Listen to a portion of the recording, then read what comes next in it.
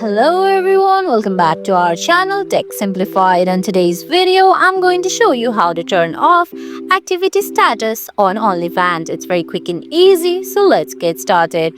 First of all, go ahead and open your preferred web browser. Now type in onlyfans.com. Then you're gonna have to give your login details and sign in into your OnlyFans account. Once you sign in into your OnlyFans account, at the bottom, you're gonna find options like home, notification, create new post, chats, and your user icon. Tap on your user icon there.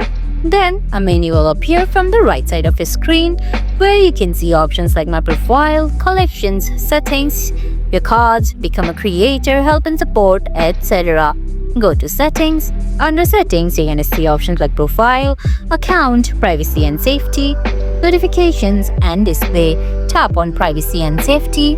Once you tap on privacy and safety, you're gonna find two options there: show activity status and show subscription offers.